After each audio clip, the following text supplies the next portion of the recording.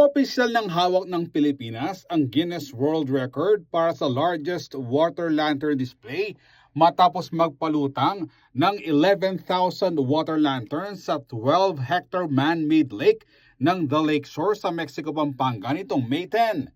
Isinagawa ito sa Lumina Water Lantern and Music Festival at itinaon din sa pagdiriwang ng Mother's Day. Bawat eco-friendly lantern ay nilagyan ng personal na mensahe, pangarap at kahilingan ng mga dumalo at turista bago sabay-sabay na pinalutang sa naturang lawa na naghatid ng sigla at liwanag sa gabi. Pinangunahan ang world record attempt ng Vibe Events katuwang ang The Lakeshore Philippines sa ilalim ng pamamahala ng Central Country Estate Incorporated o CCEI. Ayon sa organizers, layunin ng Lumina Festival na hindi lamang makapagtala ng world record, kundi maipakita rin ang Pampanga bilang pangunahing destinasyon para sa world-class tourism, entertainment at lifestyle events.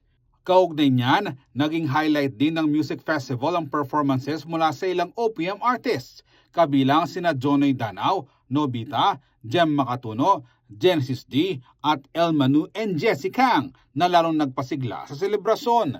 Dahil sa matagumpay na world record attempt at malaking turnout ng mga bisita, inaasahang mas lalo pang mapapalakas ang turismo at event industry sa Pampanga na patuloy na nakikilala bilang isa sa mga pangunahing event destination sa bansa. Ako si Jody Dizon Mercado para sa CLTV 36 News.